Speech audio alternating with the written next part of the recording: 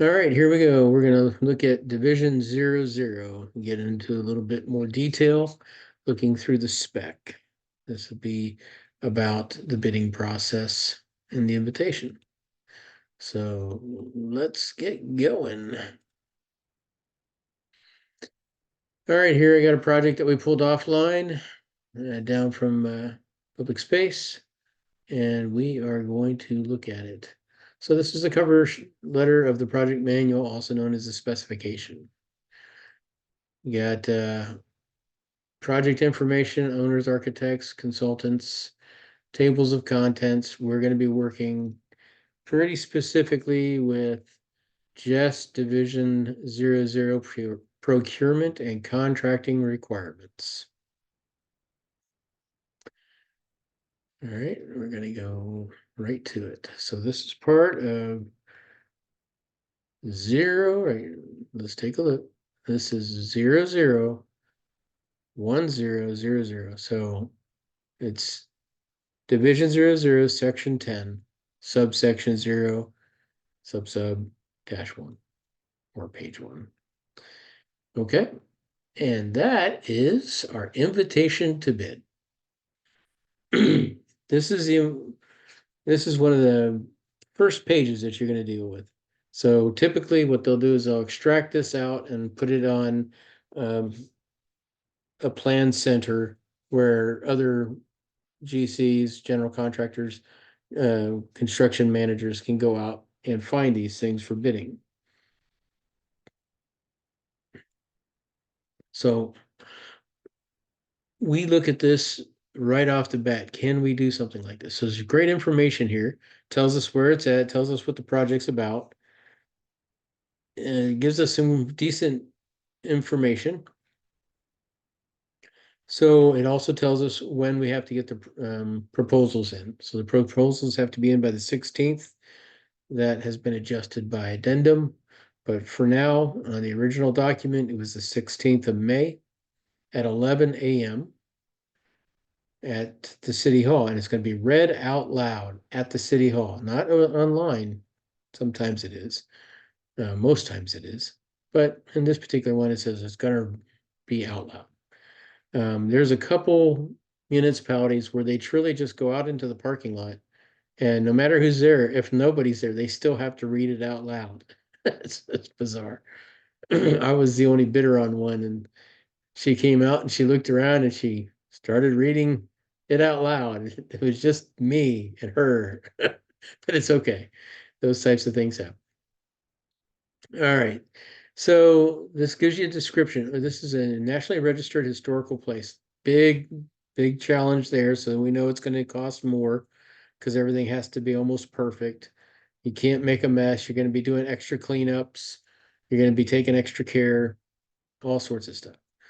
So there's an additional 1.5, 1.25, something like that, that you're going to add to your basic estimate. The building total approximately 8,800 square feet of floor area. That's not the working area, that's just the building. And then the project area includes the basement, totaling only 4,282 square feet of floor area. The proposed bid range for the project is from 450,000 to 700,000. So they give us these estimates based off of historical data comprised from all the projects within the region over a certain period of time, and it's compiled into books. You don't have to know the details of it, but there are books every year that come out and they tell municipalities how much projects were last year. Okay, how much escalation, all sorts of things like that. And so they use that information to determine, based on 4,200 square foot remodel of similar or comparable, they're calling comps, comparable projects, it will land somewhere between 450,000 to 700,000. I have seen projects with this range. I have seen projects where the bidder comes in at 390,000 to make sure that he gets the project, he or she gets the project. but it's pretty doggone rare. There has to be something unique about it where they'll take that risk. They're pretty sure they're going to get it done because they own their own equipment, they operate their own equipment. It's a owner operator by himself with a couple cohorts to help on the side and then a sub here and there. So there's ways to keep that price really low. But if you're an employer and you're paying out prevailing wage, you pretty much are going to be above 450,000. Okay, so the 700,000 range, you look at that, and the first thing I see is, okay, so that's their top cap. It's not the cap of their budget. If anything goes over that, they're done. What that is that's what they expect it to land at, somewhere in that range. That would be the top end. They also have a contingency. Very often it's 10 to 15%. So you add that to it, and that's about where they would be over budget. Sometimes when you do all the math and everything, it comes in over budget. It's just the way it is. Unrealistic expectations, whatever. I've peaked at this project, so I know that's not going to be the case, but it happens. All right. So you don't compromise your own math to try to get it underneath the 700,000. If it says it's going to be 850,000, when you go through and you do a double check and do your due diligence to go back through and find out why you're so much higher than the 700,000 and everything checks out and you've been double checked by your partners or your co-workers and it still comes out to that, that's the price. So it might very well go out to rebid. Who knows? So anyhow, that's the range. It's nice to have that because it gives you an idea how much bonding they're expecting you to have.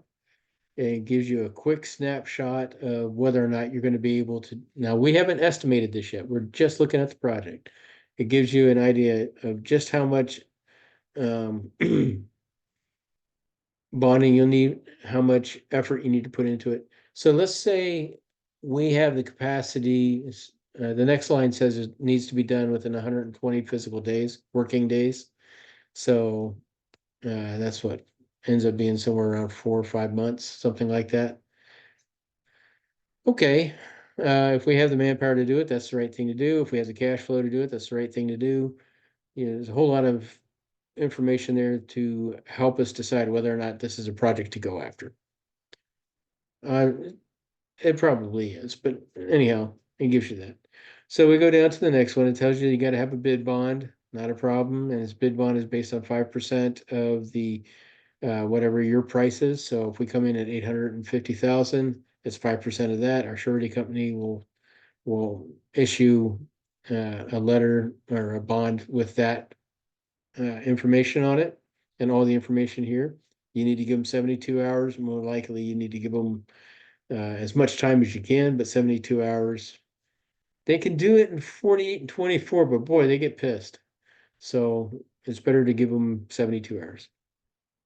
So they'll fill this out. You'll send out you'll send this out to your bonding agent as well and work it out with them. There's some other decisions that you'll learn about as you go through the OJT that I'm just giving you the high view. I don't want to get into the weeds just yet. So down here, you also see in this paragraph, we're talking about disadvantaged minority women-owned enterprises are encouraged to respond. Sometimes they put a percentage in there. The company I'm working with right now is a DBE and it's a veteran service disabled veteran-owned business, woman-owned business, et cetera, et cetera. So we have a lot of these guys have a lot of certifications, and that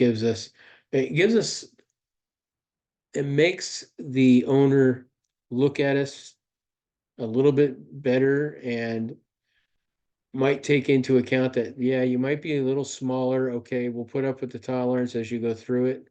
But it by no means we've won the project just because of the certification. Absolutely not. You got to go through the vetting of all your stuff, and they've got to be comfortable that you can complete the project with the management that you're providing and the crews. If you can't, they will say, too bad. All right, so just because you're certified does not mean anything other than you get an eyeball. Someone takes a little closer look and is a little bit more forgiving of oddball stuff, but not much more forgiving. They still got to get the project done and they don't want the hassle. I don't blame them. All right, it talks about codes and all this other crap.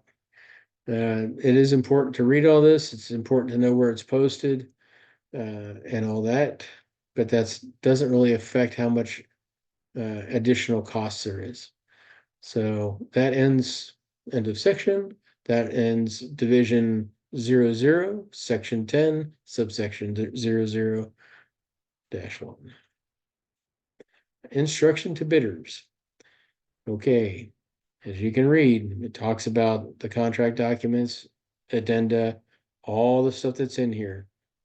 Okay, this is pretty cookie cutter. So once you've read this, the next time you read it on the next bid, you're going to take a look at it. You're going to get it so well ingrained in your head that you're going to, although you don't want to skim, you want to be able to get through it fast. So you'll speed read some of this and you'll catch the oddball, hopefully.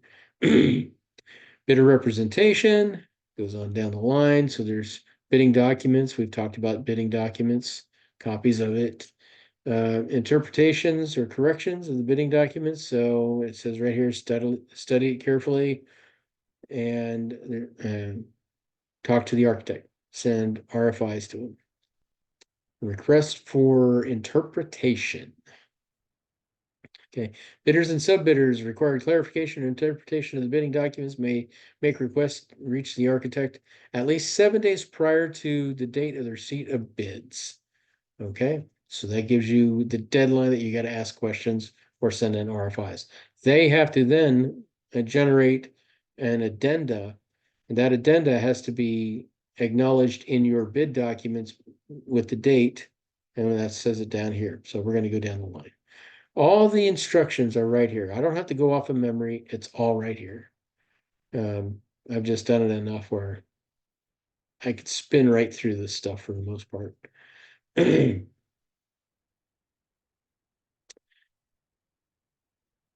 bid securities, submissions of bids, talks about that.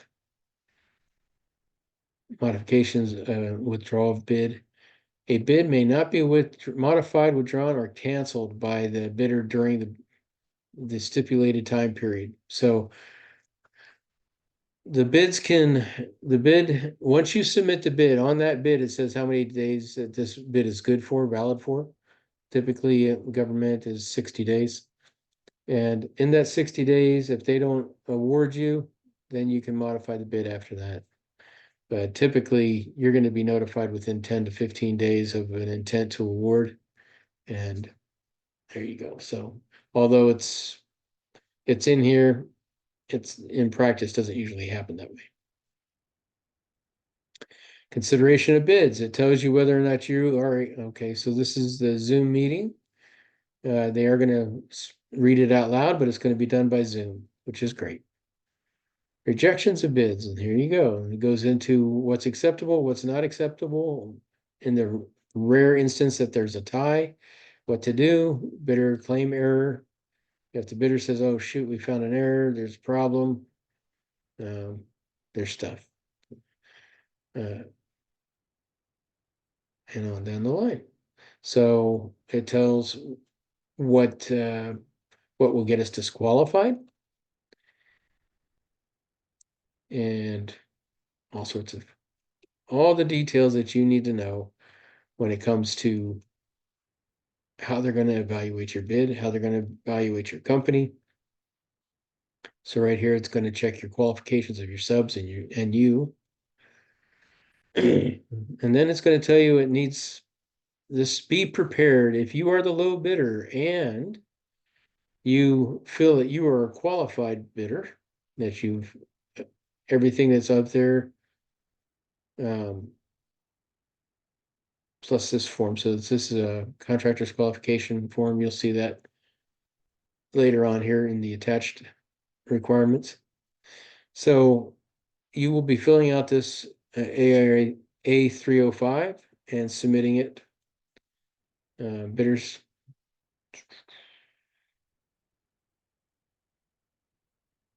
Yeah, so I would submit that with the bid. Afterwards, okay, so now the bidder shall, within 48 hours after notification of a successful bid, submit the following in writing. And it goes through this, everything here that you've got to submit. And what happens if you don't submit it? And et cetera, and et cetera, and et cetera. So every little detail is here. This is for your subs. So you're going to put your sub on here and explain what kind of work you're subbing out. Talks about prevailing wage and gives you a link to what the prevailing wages are at that time to look up. And then it's going to tell you about what contract document they're going to use. They're going to use the A101, which is a stipulated sum. Actually, it's a firm fixed price. And this is what the contract looks like. So it's a draft. You get to read the A101. Pretty familiar with this.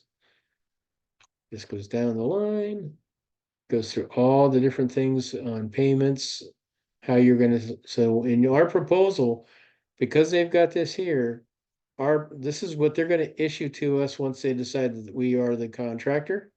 So our proposal really means nothing if it's contradictory to this contract. So you got to be real careful that you read this contract and at least know the A101. So this isn't anything special. It's a standard contract. So something to know. And here's our A305, this qualify statement. This we're telling them this is how good we are, this is who we are, what we do. Financial performance, we don't have to submit it right away, but we got to definitely let them know that we're still viable, never been bankrupt, etc., etc. Forms of bonds. See, now we're at the end of Division 00, Section 60, subsection 00-1. Now we're talking about performance bonds. Section 00, Division 00, Section 60, subsection 00. Got it? All right. And this is a bonding argument or a bonding agreement, and talks about getting performance bonds, 25% of the original bond price, and etc. And you'll learn more and more about this in detail. Division 00, section 70-00 or subsection 00 talks about the AI 201, and the 201 is, what is the 201? I guess that's just the general conditions. That's odd. Okay. And then supplementary general conditions. So as you can see here, there's specific wording. It talks about what things mean, who's furnishing what all this language means, how are you going to resolve conflicts, contractors' use of contract documents in electronic form. This is altering responsibility of the owner, architect, and contractor, and all sorts of stuff. So just the basics, you just read through here. You're going to get used to this. You'll read this a couple times. It talks about who's going to pay for the permit. In this one, the general building permit shall be secured and paid for by the contractor. So that's interesting. Sometimes it's the architect. Equal opportunity, we can't deny anybody. And then usually you find a percentage in here of, this is an opportunity for SBE, MBE, WMBE, WBE, etc. So working hours tells you what you can do, what you're not, what they won't let you do. Minimum wages, posting prevailing wage rates. You got to post it and let everybody know who that is. If they're union, that is not a requirement. They know what they get paid. Typically, union will be anywhere from $2 more an hour above the prevailing wage to $7 more an hour. But it's expensive to be in the union. But if you're working $5 million or more in projects and you want to grow and get huge, you really need to consider that, but it is a business decision and you need to absorb all the information before you make that decision, because once you make it, it's a pretty long commitment. It's hard to get out of. All right. But anyhow, that's a business decision, has nothing to do with estimating other than knowing the wages. And you also have to evaluate the wages when this project's going to occur, not the wages at the time of the bid. So that is a difference. All right, it talks about the contract, superintendent's gonna be on site. It's gonna tell you who else has to be on site, the inspectors, changes the work, how you can handle it, what's the max you're allowed to mark up, changes, times of completion, early completion, they talk all the legal nonsense that comes through just to make sure everybody's on the same sheet of music, safety precautions, insurance, additional, it tells you about additional costs of insurance. So a lot of the subs are 1 million and not 2 million, and that they have to be notified of that because you can't use a sub that can't get up to these numbers. You can't use a sub sometimes that doesn't have the ability to make it to the umbrella liability insurance. Now, general contractors typically pick this up, not always. All right. And it's not always required. And sometimes this is a cut and paste issue. So you got to say, are you really, you got to send a RFI. Are you guys really sure you want us to add the cost of umbrella? We don't have umbrella at the moment. We wish to bid on it. We can get umbrella, but it's at this cost or whatever. It's usually not that expensive, but it's a pain in the ass.